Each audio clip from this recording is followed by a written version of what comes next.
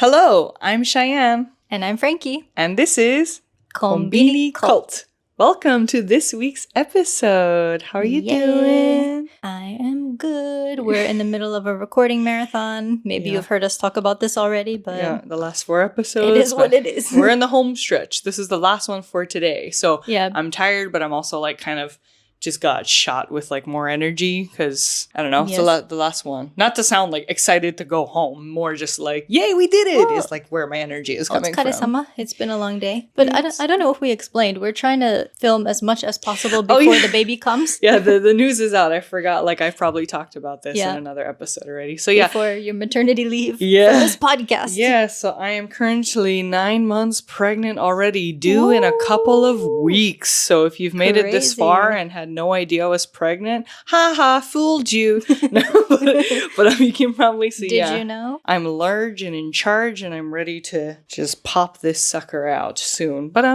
thank you for being here. Oh, they did not like that. They just like moved around once I called them a little sucker. Do you see it moving? Yeah. Hello, are you awake? You didn't like me calling you a name. Maybe. Yeah. Or all that pizza I ate earlier, finally, they're like... But anyway, thank you for being here. Before... I guess I'll just introduce today's topic first. We're going to get into a bit of a serious topic called YAMI BAITO. Yeah, this is something I have never heard of, so I'm excited to find out what it is. I'm excited to like finally teach you about something, because usually a lot of our deep dive topics is like, you're very like, well, I don't know, researched about them, and I'm always like, well, yeah, so I'm glad I had something that was new for Frankie, and hopefully a lot of you too. But before we get into Yami Baito, not to be confused with like yummy, oishi, like YAMI. Yami Baito. Anyway, before we get into that, any life updates? What have you been up to recently? So recently I took a little trip to Taiwan. Yay. It was not all fun. I mean, it was a fun trip, but the purpose of it was not for pleasure. It was for my husband's work trip, and I got to tag along and be his assistant. So yeah, it was work, but it was really fun. Nice. What was the best thing you ate in Taiwan? I want to go so badly. Maybe the rice noodles. So we went to this event called the Rice Noodle Festival. Cool. And that was like for his job to record that festival? Yep, nice. Yep. So yeah, the rice noodles that we had in the city was Taoyuan. It's next to Taipei, and it's where the airport is. Yeah. So convenient place to go. But yeah, they had the Rice Noodle Festival. I liked that. But the thing I wanted to talk about was there was an incident that we saw on the train on the way back to the airport. Oh, okay. So the airport train, it leaves from Taipei Station about every 15 minutes or so. So if you want to get a seat on the train, you just wait for the next one, right? Yeah. That's what we did. The first one was full. So we're like, okay, we're not super in a rush. So wait on the next one. Wait for the next one. Get a seat. So there was a couple. I don't want to call them elderly because, I mean, they seem like boomer age. Maybe 60s or 70s. Yeah. Not like ancient, decrepit. Old. Yeah, like not about to like fly off into dust in the wind kind of old. Okay. I mean, they seem pretty like, healthy and active. But maybe 60s or 70s. But... there were 2 young-looking men sitting in 2 priority seats. Okay. Maybe in their 20s or 30s. Yeah. And the old man was yelling at them to get up out of the priority seats. He was very offended that they didn't just look at him and give up their seats for him. So he was screaming at them in English, by the way. And he was just saying, like, is this how you treat the elderly? Like, would you treat your grandparents that way? You guys are so rude. F you, like... Whoa, sir. Okay. Like, I was on your side for a second, but maybe do you even speak English? And then the guys were like, do you even speak Chinese? Yeah, like what? Is this like Taiwanese on Taiwanese like crime? Like what's going on here? Did they all just assume no one was Taiwanese, so they spoke English? Like what's going on? It's hard to say where the elderly couple was from. Maybe a Southeast Asian country. Oh, okay. I'm not really sure. But yeah, they were yelling at them in English. And then the old guy went to take a picture of them, and they made a peace sign for his picture, so that pissed him off even more. And then, I love that energy. Then his wife comes over, and she was like, you don't have to be so rude to my husband. We're going to take a picture of you, and we're going to show it to the police. Like, whoa, hey, I don't think it sucks, but it's not it's rude, that but it's serious. not a crime. Yeah. you know? Yeah. Or maybe, is it? I don't know. Like, some countries have, like, super strict laws. Like, I can see it somehow being, I don't know, plausible in, like, Singapore, for example, because Singapore has just, like, thousands of rules like that. But, like, I don't know about They could Taiwan. have been from Singapore. I'm not sure. Oh. Yeah, they didn't and maybe say. They just assumed, yeah. But they were both yelling in English. I see. Yeah. So I think... Sorry. I think somebody else on the train gave up their seat for him. Okay. But yeah, he was very, very pissed off. Yeah. And then when we arrived at the airport, they were trying to take pictures of those guys. Ugh, again. Just let it go. Yes. We joked about this in an earlier episode, but because we were like reading comments and stuff, and someone said life was so much better before the internet, and like that's kind of just where my brain went with this incident. But yeah, I see. Well, I guess that was entertaining. A little bit awkward. Besides that, yeah, like it sounds like your trip was really fun. Yeah. Yeah. Okay. Aside from that little incident, that awkward incident, yeah, the trip was really great. Love Taiwan, love the food, love the people. Love that. I want to go to Taiwan so badly. I think you actually went. So this is, you said Taoyuan. So if you spell it with, the alphabet, it's Taoyuan.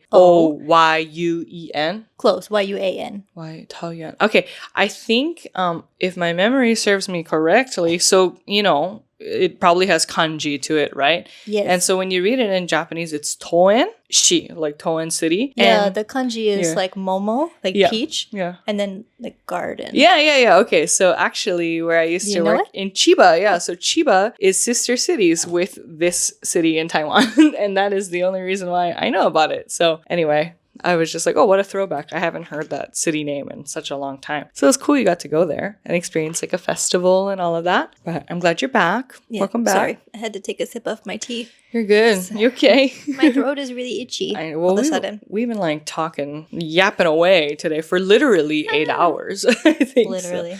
So, yeah, very fun. All right. So what was your life update? Well, now that the news is out about baby here, this past weekend, I had a baby shower that Frankie attended. Woohoo! Yes. So I had a nice, small, intimate baby shower. I talked about it in the maternity episode if you listened to that one, but it was very small because, again, it's not like a huge thing in Japan. I think it depends on the people and the kind of friends you have. But for the most part, yeah, everyone that came was like all of my lovely close inner circle of foreign friends, and we had a good time. I hope you had a good time at least. I did. It was really fun. Yeah, we didn't play games or anything like that, but I had some like nice arts and crafts. Yeah, and I had everyone kind of like decorate a little onesie for Bebe to wear in the future. Painted onesies. Yeah, you guys went off. Like, they got some fire fits for the next few months. So I'm pretty stoked on that. Like, you want to talk about what you drew? Frankie's one is super cool. I don't know. Sometimes my artistic side just comes out, I guess. But since I was a little kid, I've always loved Little Shop of Horrors. So that is a horror comedy musical about a kind of alien plant that has a taste for human blood. So. Yes. Yeah, but it's really good. So I painted the plant, Audrey too. It said, feed me. Which is very appropriate for, for babies. For babies and what they're going to, do the next, I don't know, year of their life is just eat, really. Feed me, Seymour. Some other designs and stuff, but I won't get into it that much, but they were all really great. Everyone did such a great job, so I'm glad everybody came and had a good time. But now that was our happy news to get into this topic, or this serious topic. I wanted to open it up first because some words of the day here, we'll be saying baito a lot. Baito means a part-time job. In Japanese, comes from arubaito, which is originally German. Yes, I think so. It is a borrowed word. So when I say baito, that is a part-time job. Yep. Just to open up the floor, I'm kind of curious, like, what was your first part-time job ever, like back home in the U.S.? It was at a supermarket. I was a cashier. Oh, very nice. Yeah. How old were you? 16. Okay. And like, you just, teenager wanted some extra cash, or where's your mom like, get a job? Like, how did you kind of like go about working at a grocery store or supermarket? So my neighbor, who was the same age, she started working there first. And then my mom was like, do you want to get a part-time job too? Why not get some pocket money or something? I was like, okay, I guess I'll give it a go. And yeah, it was not that bad. How long did you work there for? A few months.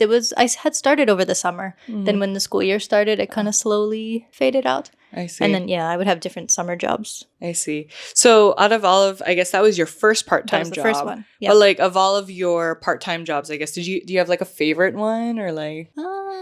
Not necessarily. No? So I was also a lifeguard at one point. Cool. And they placed me in a retirement community. Okay. So I was watching over the elderly people in the swimming pool.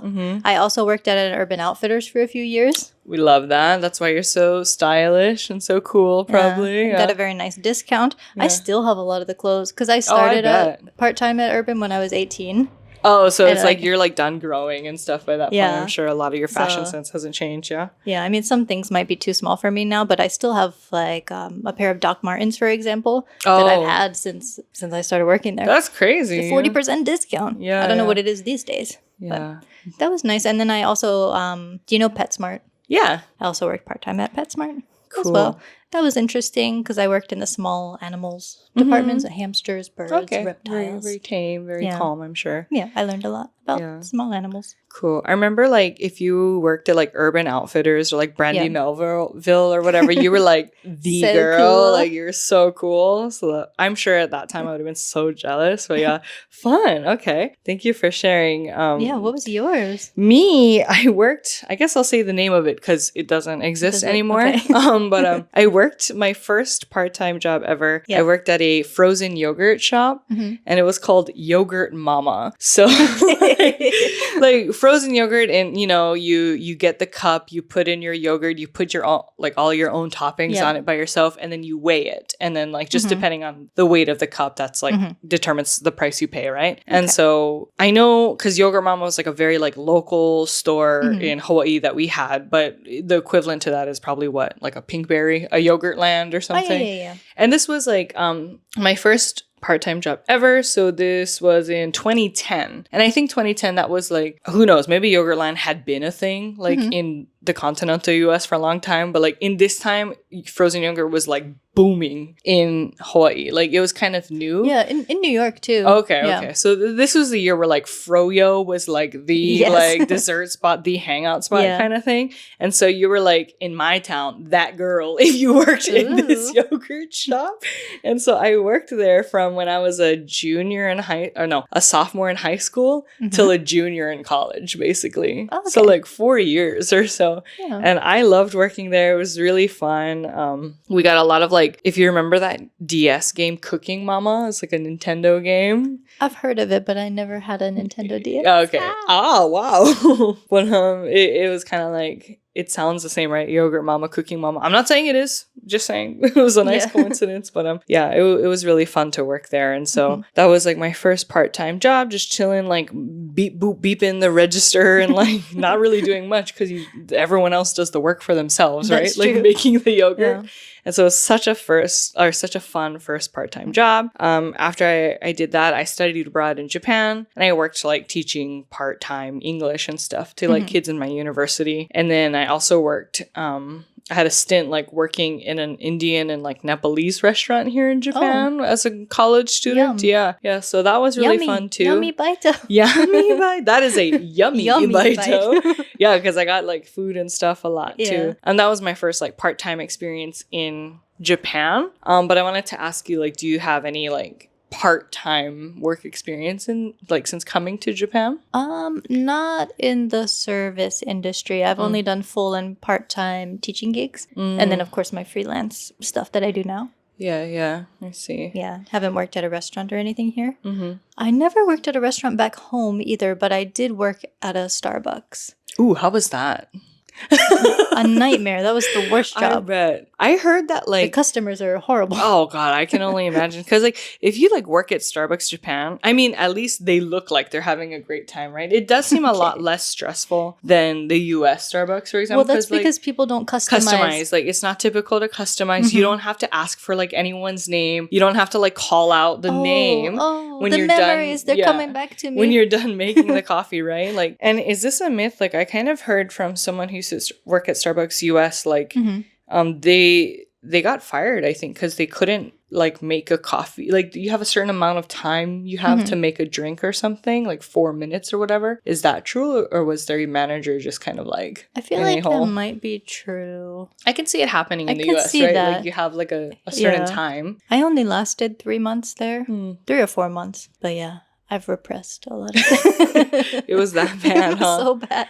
Because the store that I worked at, it also had a drive-through. So it was double the torture. Yeah. It's okay. I don't think we need to flex on Starbucks these days. I don't go there anymore. Yeah. I see. Okay, fun. Yeah. But I just wanted to like ask about your part-time experience because with today's topic, we are going to get into the dark side of part-time work here in Japan. So, have you ever heard of a YAMI baito before today? No, I have not. Okay. What is it? So, we can just popcorn this. What is a YAMI baito? So, wait, no, it's in here. I was going to ask a question, but it is answered. Okay, yeah. Never mind. So a yami baito, the direct translation being a dark or a shady part-time job, is a term used for recruitments of civilians for criminal activities in Japan, often promising high pay for an easy job. The recruitments take place in social media and employment websites. The Japanese police have warned that people recruited through those methods are forced to provide personal information and are often disposed of after use and are rarely actually paid. The Japanese police warn that these claims are false and criminal organizations, or yakuza, use people recruited via these methods as disposable pawns. People who are being recruited are usually asked for personal information, such as identity documents, which are later used for threats or harm when the recruited person refuses to cooperate.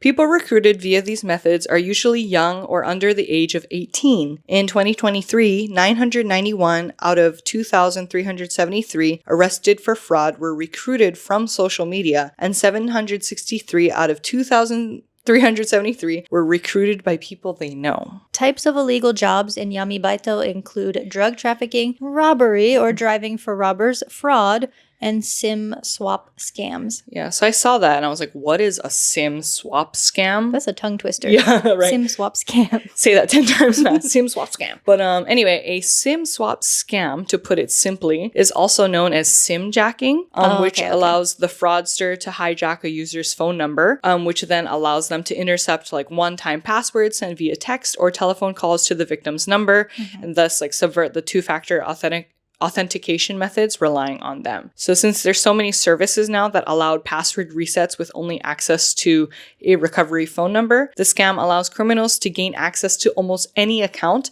tied to the hijacked number. This may allow them to directly transfer funds from a bank account, extort the rightful owner, or sell accounts on the black market for further identity theft and fraud. So it's like a serious thing. Yeah, it's kind of scary. Okay. Yeah, and so just kind of like looking into it, I feel like I've only heard about Yami Baito pretty recently these days. How have I never heard of it? Right, yeah. And so I haven't seen so much about it like within Osaka. Like I only heard this word because I occasionally like watch the news. But I was kind of like looking through it, and I guess like in Tokyo, which makes sense, there's a lot of foreigners who like live in Tokyo. The police, the Tokyo Metropolitan Police, like made a flyer, which we can like put the PDF of, or like put in the video. I'll screenshot it, put it in the video. Yeah, there's a flyer for foreign residents living in Japan, and it says, I'll just kind of like summarize it. Yeah. It says, Yami Baito is a crime. What is Yami Baito? Shady part-time job. On social media platforms such as X, formerly known as Twitter, Facebook, or other online bulletin boards, criminal groups offer Yami Baito with tempting wording. I just love the like description. What's tempting wording? You want to read it? Well-paying, easy, everyone does it. You just do some shopping. All you have to do is receive a parcel. You just sign a mobile phone contract, etc. That all sounds pretty shady. I think. And I receive feel a parcel. Yeah, what does that mean? Like a package. Like a package, right? I know, but it's like, what? Like, exactly. You don't know what it is. A parcel of what? So I feel like most people know this, but just in case, it says it is also illegal to create fake residence cards, to buy/sell bank passbooks or ATM cards, and to buy mobile phones to resell. So if you started a Yami Baito, you would end up with collecting and withdrawing fraudulent money or committing robbery. Even if you wanted to quit the job, you would be threatened to continue. Yep. In addition, you would get arrested without exception. After the arrest, you would be jailed, deported, or ordered to compensate victims. Yeah. Okay. And there's a cute little character here. Yeah, I think it's the mascot of the Tokyo Metropolitan Police. Oh, okay. Yeah. I was going to say, is it the Yami Baito mascot? No, the police mascot. I think. Okay. Yeah. There's no such thing as easy and well-paying part-time jobs. Stay away from tempting traps and have a safe and sound life in Japan. Yeah, and then they offer their police consultation service and all of that stuff. So I just wanted to quickly share that that flyer. I didn't know like a flyer like that existed, so. Yeah. Oh, it also says very small print on this poster, the criminal penalty. So for fraud, it is a 10-year jail term or less. Robbery, 5-year jail term or more. Okay. Okay, that's not fun. Yeah, so basically, in short, Yami Baitos, it's just scamming people into a fake part-time job, right? Okay. And so I wanted to read a couple of news articles. The title of this article is called NPA Warns Public to Avoid Overseas Yami Baito Job Offers. So again, I said this is very recently, and this article was actually posted February 21 of this year. So just a couple months old. Yeah. I will start. Okay. At least 10 Japanese, including 2 high school students, have been offered Yami Baito, shady part-time jobs, in overseas destinations through the internet, the National Police Agency said February 20th. The 10 were all males aged between 10 and 69, and the offers were made by people they met online. Some who accepted the offers were forced to participate in special fraud or other crimes abroad. In other cases, they were invited but did not travel, the NPA said. Police have taken them all into protective custody, the NPA said. That's National Police yeah. Agency. Be fully aware of the risks of such offers in social network interactions, including online games, and do not respond to anything that looks even slightly suspicious. Manabu Sakai, chairman of the National Public Safety Commission, warned the public at a news conference.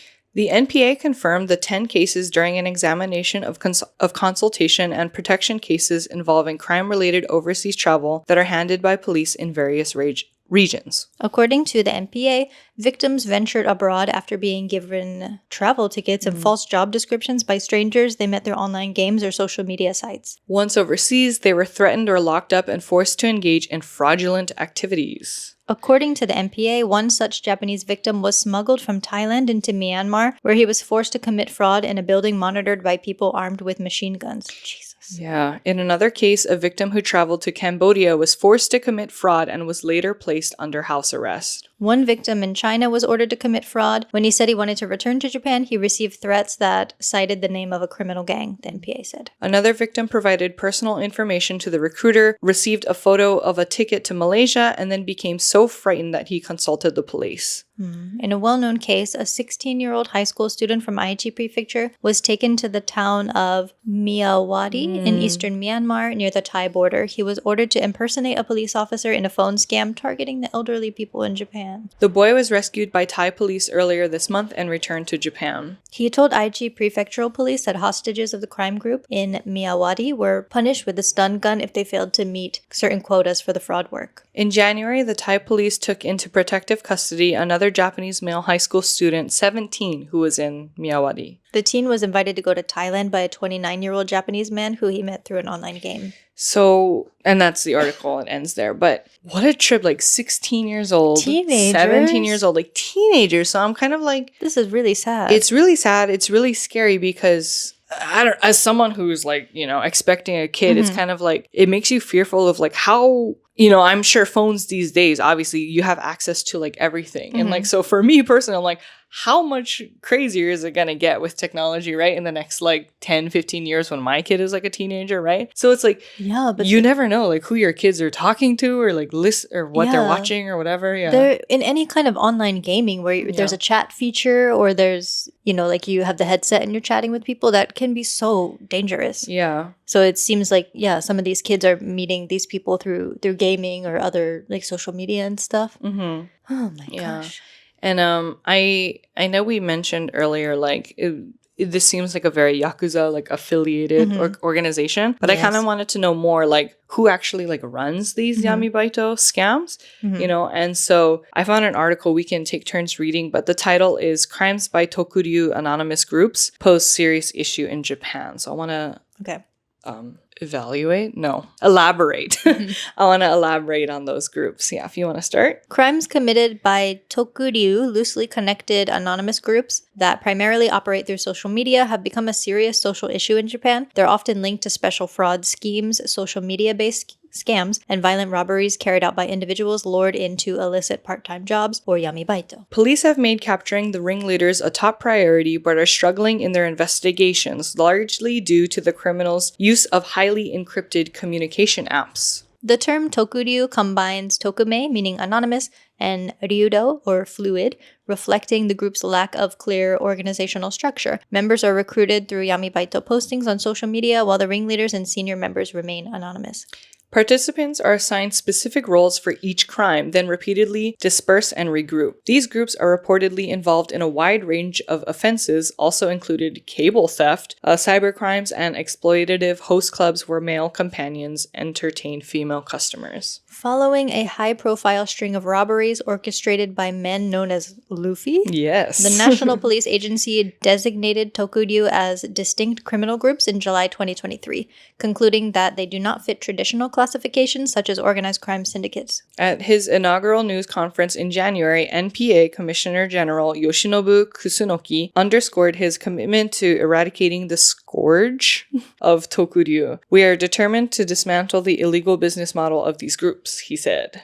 Still, the use of highly encrypted communication apps remains a major hurdle in uncovering the true nature of these groups. Many individuals hired as money couriers or special fraud schemes or as perpetrators of robberies were instructed by their handlers to use apps like Signal or Telegram after responding to part-time job postings on platforms such as X. Yeah. Such apps encrypt messages and allow automatic deletion after a set period, making it time-consuming for police to analyze communications from seized mobile devices. Huh? Plane. Yeah. Wow, these planes are so loud. Even if mobile phone numbers linked to specific accounts on seized devices are discovered, the use of international calls through free apps makes it difficult for police to trace connections to handlers and ringleaders. Okay, I'll read this last part. It's closing. Okay. Police in Tokyo and 3 neighboring prefectures have arrested about 50 individuals involved in 18 robberies linked to part-time job recruitments that took place in the Tokyo metropolitan area between August and November of last year. The use of encrypted communication apps, however, has made it challenging for the police to identify the senior perpetrators. So basically, this is like an ongoing thing, and it's very complicated, you know, like by these groups. The one thing I like, the name is like entertaining, interesting that they're called Luffy, right? If you are familiar with One Piece, the manga or the anime, like Luffy, Monkey D. Luffy is like the main character, right? And they're all after the treasure, like the One Piece, I guess. And so, like, I don't know. I just wish they didn't use like his name because Luffy's a good guy. Yeah, like he's not a bad guy. So would he do this? Now you've got like this like crime ring, right? Like just naming themselves after him. So I hope like no kids kind of like misinterpret this and they're like, oh, like cool, like the Luffy group, you know, like maybe that's why they're using it because a lot of their targets. Oh, that makes sense. I mean, they're all 16, 17. Yeah, I don't know. We don't have to read through this entire news article, but I just wanted to note that, you know, like these crimes and everything, they don't just happen in Japan. Like we mentioned in the earlier article we just read, like, you know, some victims are getting like not shipped, but like forced to work in countries abroad. Trafficked. Yeah. Thank you. That was a good word. And so I just wanted to like give some numbers very quickly here. So, for example, according to this article by NHK, it says Myanmar has become a hub for fraud rings operated by Chinese and other crime syndicates. Japanese high school students were among the many foreigners who have been held captive and forced to work there. So, Thai authorities say 1,219 people hailing from 12 different countries and regions who were forced to take part in scams and fraud hubs in Myanmar will be transferred to the neighboring Thailand and placed in protective custody. The victims include 1,041 Chinese, 71 Indonesians, and 40 Vietnamese. No Japanese nationals are on the list of these transferees, but this comes after 260 foreigners were taken into protective custody in Western Thailand this week. So just those numbers alone is like really scary at the amount of people who are being trafficked into these Yami Baito, right? Yeah, again, it's from not several just in places Japan. too. Yeah, so it is a serious issue that I personally felt needed to be, made aware of and stuff. Yeah, and I was just kind of curious, like, is the government doing anything to like help prevent these Yami Baito, So I did find an article by the Japan Times. It's very, very short. So if you would like to read just the first paragraph. Are we looking at the same article? Okay, so... Yeah, this is longer than we thought. Glance, so sorry. We're going to summarize this article. Some of the main points. Yeah. But the title is Police Protected Yami Baito Applicants in 125 Cases. Yep. So this was from December 6th of 2004. No, of 2024. Sorry. Police had taken protective measures for applicants of illegal part-time jobs known as Yami Baito and their family members in 125 cases of the end of November, sources said Thursday. Yeah, so what are they doing about it? Blah, blah, blah. So the Metropolitan... You get on the plane times. Yeah. Every time I talk, a plane or a truck goes by. Okay. The Metropolitan Police Department also announced Thursday that individuals can now directly connect to a consultation hotline for Yami Baito by dialing the main office, blah, blah, blah, blah. Yeah. Yeah, so there are like, consultation lines you can reach out to and stuff. Yeah, trying to give people advice. So it seems like, if you think you might be involved in this kind of thing, it's better to just go to the police first so they can try to help you. Yeah, like long story short, it's basically just like, always double check. I know like if you're an adult listening to this, it sounds pretty straightforward. Like, well, yeah, why would you fall for it? But like, look at the people getting involved. It's like little teenagers. Yeah. So if you do have like kids or younger siblings, or like anyone new to Japan who might not know, like this is just something to be aware of. Yeah. But I do like that the NPA, the police agency, they also made a notice for foreigners as well. Yeah. In English. So yeah, that's nice. We're warning everybody. And I was kind of curious, like, are there any Yami Baito stories on Reddit and stuff? Like, has this already reached the foreigner circle in Japan, So I did some like research here and there. I found a couple of posts, not very specific to like they were in a Yami Baito, but like more questioning. Just asking about it. Yeah. So I have one post here from 4 months ago, again, very recently, in r/Japan Life. They said, weird experience and not sure what to do. My partner and I have recently moved to Tokyo, and the other day a group of 3 people, 2 men and 1 woman, turned up to our house and started asking questions. Originally, we thought they were here for another business in the building as they kept asking about it, and they were very vague and kept asking what floor we live on. WTF. My partner avoided the question, and I ended up calling the building owner as the group of people showed badges to my partner saying they were with immigration. Building owner arrives, and they also show their badges to the building owner, but then left very quickly. No, they didn't ask for documents or ID or anything. Has spoken to a few foreigner friends, and they all said they have never had this experience at their home, and we can't help but think it's very odd. Has anyone else had this happen? We have only been living here for a few months, and up until this point never felt unsafe, but now very paranoid because there's just something very off about it. And so yeah, some of the comments were, of course, like, I've been here for 16 plus years. This has never happened to me. Basic advice, like when in doubt, don't talk to anyone and stuff. So one of the comments I wanted to highlight, it says, call the police next time. Yami Baito, aka criminal jobs, is specifically a thing in Japan nowadays. I don't even open the door for cops. They visit once a year. I don't know why cops are visiting you, but why do the cops visit once a year? I've never been here visited. 8 years. Yeah. They've never visited me. Never taken a visit at least. Yeah. So there are shady things happening, it seems like these days. So if you're ever question. I know, like, back in my day, like, the NHK man was the man to fear. Before the internet. The NHK man was kind of the person to be like, don't open your door for them. Just say you don't have a TV. Like, now it's gotten to a point of like, yeah, this could be like Yami Baito recruiter. So like, don't give anyone information if you don't know them. Like, even isn't it like technically allowed, like, if the police ask to search you, you can like decline, right? Like, if you get stopped on the street, right? Yeah. So that's another reason because it's always an argument when people say they don't want hotels to copy their residence cards. Oh, yeah. That's another reason not to let them do that, because that's just giving them more information. What if they work for a Yami Baito? Yeah. But anyway, another Reddit post I found from 5 months ago in r/Japan residence, if you want to read this one, real short. Yes. Yeah. Okay. Does anyone know much about Yami Baito? Last week, I saw one of those ads on Instagram for no Japanese required jobs in Japan, and I put my number and email in, got a call today, all in Japanese, for an interview as a Denki Koji electrician, which was surprising. I thought maybe no qualifications are required to do that in Japan. I checked out their storefront on Google Street View. Looks legitimate, but their website is trash with no information about what they do as a company. I spoke to a friend and he said recently there's been a bit of news about Yami Baito in the news and government. Anyone else have experience with this? Yeah, and so some of the comments, they were saying like, Yami Baitos usually show up as normal job listings. They can last for a day or a bit more, but in the end, you'll be aiding the criminal activity in some manner. So if the job asks you to like search around, like look for an electrical box for the house that requires fixing, then you'll likely be scouting the electrical box for them to take advantage of. I currently have neighbors who are closing the shutters on the first floor because they're paranoid with people breaking in. Yeah, and another comment says, electrician related stuff definitely wouldn't hire random foreigner through Instagram. Like they'll definitely bait and switch you to do something sketchy. Yeah. Through Instagram seems like I weird. wouldn't trust like anything really. Like another comment, of course, Japan requires a license for electrical work. Make that of what you will, so like, yes, again, it's kind of scary and sad to see that these posts are popping up about like Yami Baito, because it's just like the times we live in, man. You can't trust anybody these days, I guess. That damn internet. Yeah. This last Reddit post I found, it was just kind of funny. I don't think this person was like serious about it. Maybe they were, I don't know. Posted 2 years ago in r/Tokyo. The title is Baito that pays cash same day.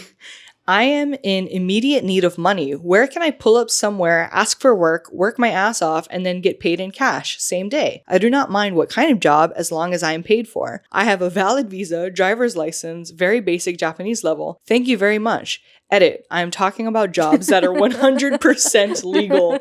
Edit 2. I have a work holiday visa. Okay. I just wanted to read. The top comment. Yeah, that's it. I just only wanted to read the top comment if you like. Yami Baito, people are approaching you as we speak. That's it. That's all I wanted to say. It was just funny because like, yeah, man, like don't advertise yourself like that. That is exactly who they're looking for. Exactly. And this was posted 2 years ago. So I really hope you like did not fall into the scam. There's no like update from them besides that they want to work legally. But yeah. I don't know. I just saw that and I was like, oof, you're right. But okay. One thing I was like pleasantly surprised to see though in my research about this was not only is the awareness of Yami Baito, obviously being spread from the police and like through, news articles like Asahi Shimbun or like Japan Times and stuff, it's also being spread through, foreign friendly or foreign targeted websites like Gaijinpot. I'm sure like every foreigner who has thought about working here or who lives here is aware of Gaijinpot, right? Been on Gaijinpot. Yeah, it's very, heavy on helping find like apartments or language schools or jobs here in Japan. Yes. So it makes sense why they would post this, about Yami Baito. And their recent post was April 28th, 2025. So a few weeks ago, actually. Yep. So we can go back and forth, but according to the article, here's just some quick examples of Yami Baito jobs. Go. Okay, so some of the examples: courier work. Scam recruiters often ask you to pick up or deliver a package or envelope, no questions allowed. In many cases, you end up transporting stolen cash or an ore sagi. It's me. scam. It's me, Jessica. Sorry. Where criminals trick victims into handing over money. Yeah. Usually elderly people. Yeah, that's the sad thing too. Another thing is fake surveys and data collection. So scam recruiters will tell you to make phone calls or collect personal information through online forms. They then use that data for identity theft or financial fraud. Also online admin or messaging tasks. Some jobs involve managing social media accounts, sending messages, or posting ads. While it might seem like basic admin work, you're actually helping criminals run phishing schemes, romance scams, or move illegal goods. Mm-hmm. Another one. Oh, wait. Romance scam. What's a romance scam? Like the Tinder swindler? Like that? Oh, I forgot what it was. I was going to look it up because maybe it's like fake marriages or something. Yeah, my grandma-in-law brought it up at New Year's and I was like, I got to look into that. Okay. For the pod. Yeah. But I never did. Oh, okay. Well, if you have an editor's note, maybe later we can put it. Yeah, it's called like romance sagi or something. I've never heard. I can only assume like you pretend you're dating someone and you're like, help, I'm sick. Like I need this amount of money. And then like Tinder swindler. The Tinder swindler or like the Brad Pitt scam. Have you heard of that? Briefly. Dude, there was like a person, unfortunately, this French woman got like catfished by who she thought was the real Brad Pitt. Like, who was like dating her. And it was obviously a person just catfishing from somewhere else. And he was like photoshopping and like using AI images of like Brad Pitt in the hospital. And he's like, help me, I need like X amount of dollars for my surgery. And like, I think she got scammed out of almost like $1 million. Like a huge amount. Like, yeah, so that sounds like a romance sagi to me. But anyway, to move on. Okay. Adult entertainment or hostess work. So some jobs recruit people into unlicensed bars, clubs, or escort services, often without properly explaining the nature of the work. These roles may violate labor laws and workers risk harassment or exploitation, especially if connected to organized crime. And I'm going to add to this one and saying, often without properly explaining the nature of the work. This happens a lot, I think, before Yami Baito was even like a well-known thing. Yeah. Often you'll see like recruiters in Tokyo or like on the side and they're like, are you a model? Like I can find great modeling work for you. And then unfortunately a lot of it leads into AV. So just be careful of that. Adult videos. Yes. Okay. Last one. Okay. No experience, high pay gigs. If a listing promises 50,000 to 100,000 yen a day for mystery shopping or deliveries with no clear description, it's likely bait. These vague jobs are often the entry point into illegal activity. So I just wanted to go into like really recent cases of Yami Baito, according to this Gaijin Pot article. Very quick, there's only 3. So in 2024, a 16-year-old high school student from Aichi Prefecture accepted an overseas job offer. We mentioned this one already. He got scammed and he was taken to Myanmar and they forced him to impersonate a Japanese police officer for scam calls. So yeah, he was saved, thankfully. Yes. In Tokyo, police arrested 6 people for kidnapping a 23-year-old Chinese exchange student who got involved in a Yami Baito scheme. The group held him hostage over a payment dispute related to the illegal work. And this last one, in 2023, a group of teens aged 16 to 19 robbed a luxury watch store in Ginza after social media recruiters lured them in with promises of easy work and fast cash. So again, it sounds like it's really targeting the youth of Japan. But yeah, just be careful. How can you stay safe from Yami Baito?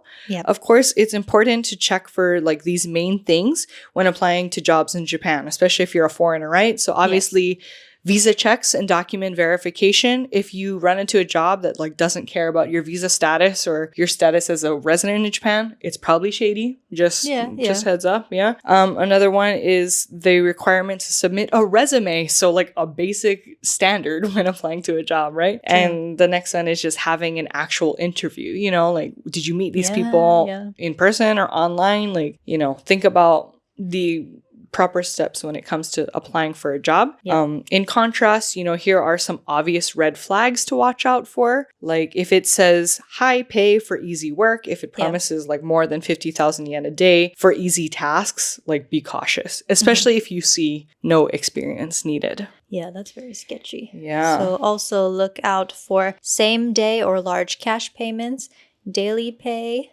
How do you say this? Nichibarai? Hibarai? Nichibarai? Yeah, I don't know. Same day, daily pay.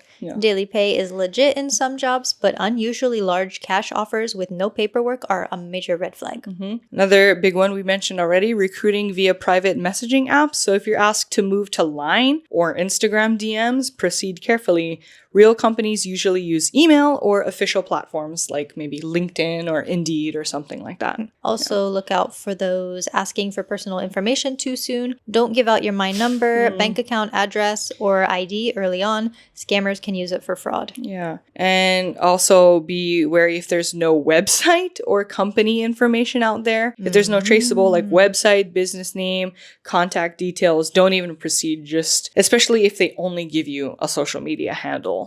Yeah, sketchy. Yeah. Also, no interview or contract. If the job skips interviews, video calls, or contracts, it's likely not legit. Even part-time work in Japan involves paperwork. Yeah. So after like reading through these like red flags to watch out for, it's kind of like, it's not obvious, but it helps me understand more like why so many teenagers are falling into it. Because like it's obvious to us. It's obvious to us because we're adults who have applied to jobs before, right? But like, yeah, I guess you wouldn't like know as a 16-year-old, like, oh, do they have a website? Yeah. Like, do they have this or whatever? So, or if you're somebody who's in a desperate situation and you hear like, oh, you can make a quick cash. Then it's easy to fall for that. It is very predatory, so it's just kind of sad to hear about. But of course, there's many services you can reach out to if you feel like you're currently doing a Yami Baito, or if you would like advice if you're unsure about a job listing. Or, if you need advice on like how to reject Yami Baito offers, if you have been offered any, such as like reaching out to your consulate. I think that's like a very big step. You can also contact Hello Work, which is Japan's public employment service that offers support with multilingual job support and like resumes and interview help and all of that stuff. Could also consult a teacher or advisor if you're a student here in Japan, or you could contact the police. Yeah. So again, just talk to somebody, right? Before you agree. Yeah. Also, I'm wondering like how to report the job post. I mean, if you report, like if you get a sketchy ad on Instagram, you could report it to Instagram. Yeah. But I wonder if you could like send that to police or something. I don't know if you could send like a sketchy Instagram ad to the police, but for example, once you get a DM that's from an account that says like, hey, won't you join me or whatever? And like you've sent a message back, maybe like then you could show it to the police. I'm not sure. But again, it wouldn't hurt to just bringing up, like blocking them, obviously, or just bringing it up if you just want legit advice from someone and be like, how does this look? Yeah. I wonder if they have people going undercover. Ooh, I would hope so, or I would assume so, surely. Again, because this is all so new here in Japan. Yeah. But just to kind of like, wrap it up. My closing thoughts. I was kind of curious, like, I'm sure it's just called a different word, but like, are there Yami Baito in the US? Like, my only like comparison is like just people working under the table, like for shady jobs. Scammers. Scammers. I see. Identity theft. Yeah. Is what I was thinking of. Yeah. But yeah, I don't think there's a word that we have for sketchy part-time jobs like this. Yeah, I guess it's just not even working under the table, but like having a shady part-time job is the best word. Yeah. Direct translation. Yeah. But oh man.